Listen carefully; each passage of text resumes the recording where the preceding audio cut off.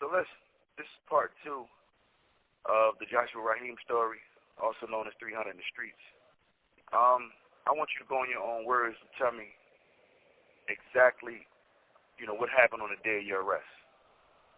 All right. Well, there's one particular day I was home with my second oldest daughter and my 4-month-old daughter, doing what a father was supposed to be doing, taking care of his family.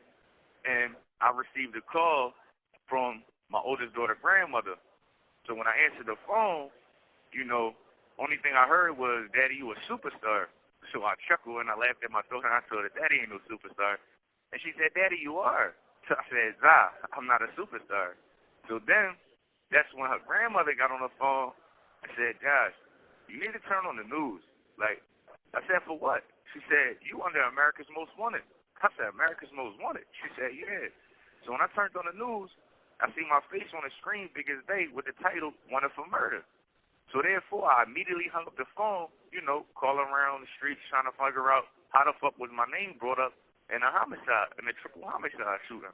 So therefore, I couldn't find no answers from the street, so I called my god brother D, who was an ex-former Philadelphia police officer.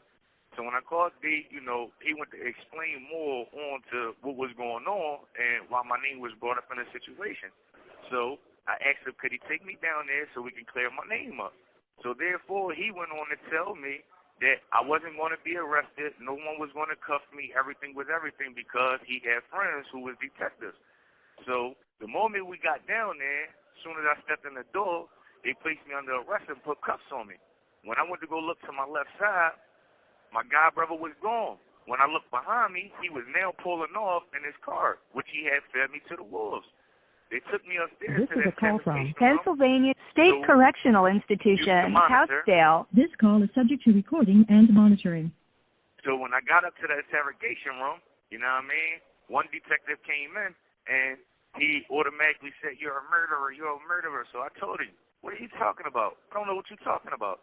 So therefore, he went to show me several photos of several murder victims. And he said that I was going to be charged for several murders. So therefore, I went on to tell him, like, how are you going to charge me with several murders? I don't even know nothing about these murders. So he left out the room.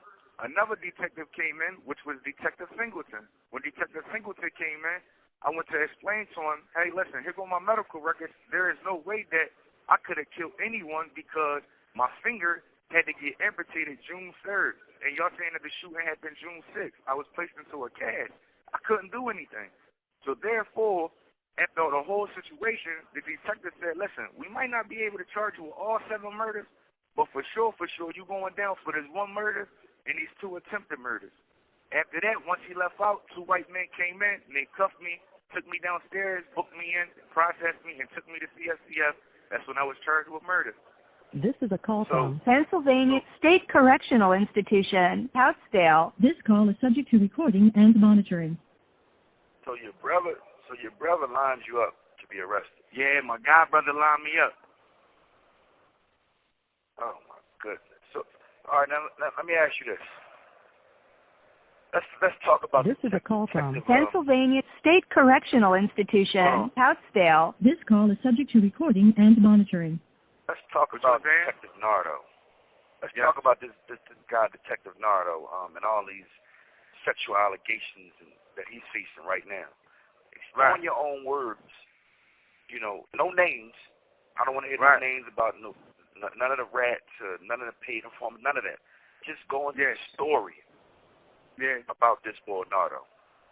Well, Detective Nardo, he is a known detective, whereas though he will take, the lead of a certain, like another detective, operation or they job, and he'll go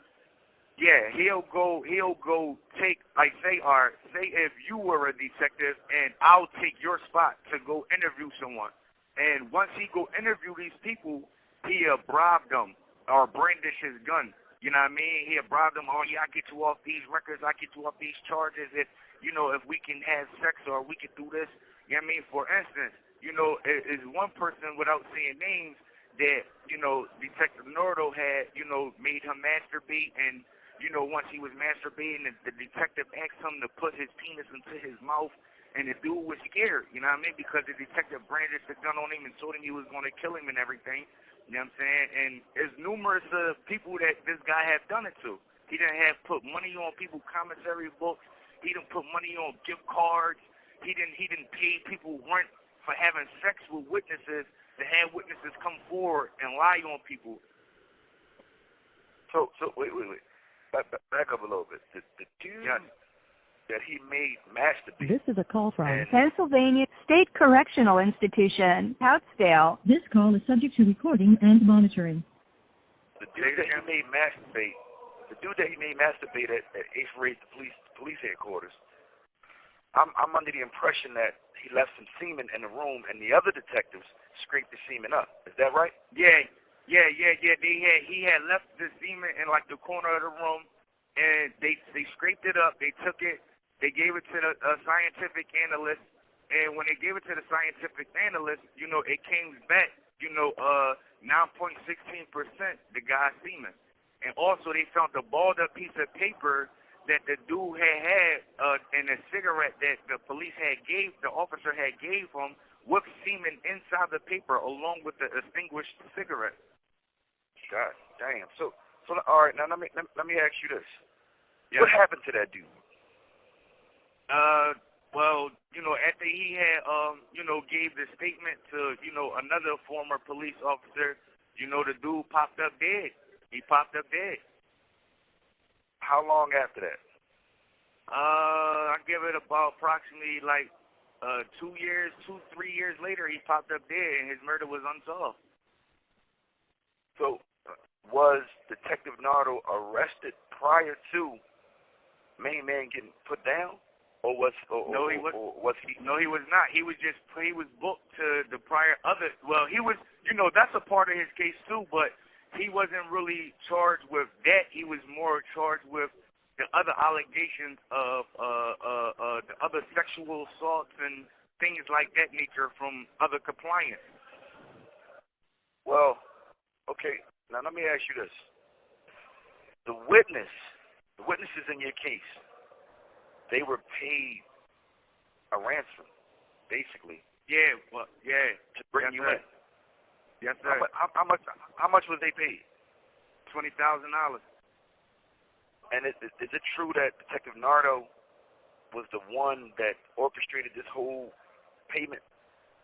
Yes, it was. Detective Nardo had fraudulent paperwork, and he had fraudulent paperwork to the former mayor, Michael M. Nutter, and the former police commissioner, Charles H. Ramsey, and he basically fraudulent the paperwork to them for a crime reward request. And he had told them, this guy came forward and told us this, that. I mean, that Mr. Raheem, Joshua, a.k.a. 300, is a part of this triple shooting in West Philly. And they signed the papers, and they had, former Captain James Clark sign off, Homeland Security, the deputy commissioner. Everybody signed off on it, and they gave the dude the money, the $20,000. So basically, he gave up a story. Yeah. That this particular witness, who was his homosexual partner, right? A guy that he had forced, or I ain't gonna say forced to have sex with him, a guy that he was having sex with, he basically put together some paperwork and took it to the powers that be and said, listen, this guy here is the one that brought in Joshua Raheem. He's suspected of, killing 7 people, but he's only charged for 1 and a couple of assaults. So we need to get him this money. Right. So So God damn. So this same person, how many murders, or how many murders is he involved in? How many murders has he informed on? Well, as I recall and as I know of, it's about like 3, 4. So, God damn. So basically, he was having sex with a guy, and he was paying this guy. He was using his police powers to get money to to pay this guy to keep up with the sexual favors, and at the same time he was using this same guy to as a witness in multiple different murders. Yes, sir. And he was using, but this one particular person that he was doing these things with, they already had relationships. They already had, prior communication with each other. You know what I mean? Yeah. So basically, the whole time they was in a homosexual relationship, and basically he was using this guy to do whatever he wanted to do. Yeah, that's what they call it, the blue wall of silence.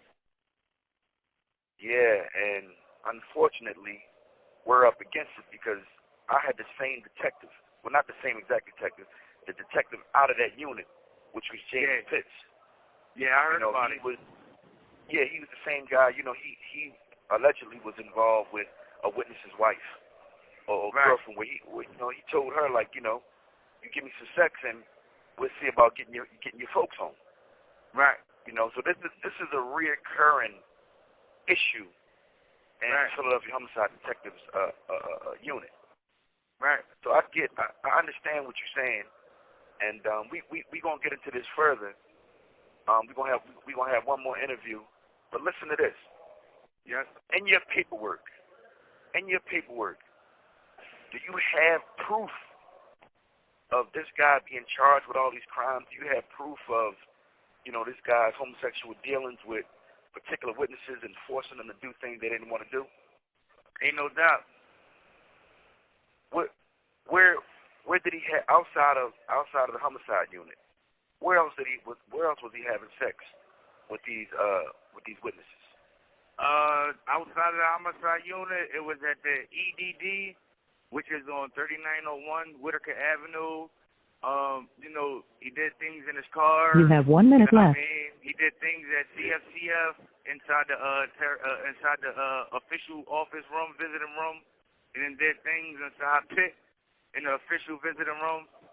And he preyed on homosexual inmates, and work his way in. You know what I mean? So he basically flipped them. He basically find homosexual inmates, and he flip them into witnesses so he can continue to have a relationship with them, get the money to have a relationship. Yeah. Yo, bro, the phone gonna hang up on me. Assalamu alaikum. We gonna get back together. Inshallah, man. You come out of this situation, man. Inshallah. Take care of yourself, boy. Enjoy your day, bro. All right, you too. Take care. Walaikum salam. Hello? The caller has hung up.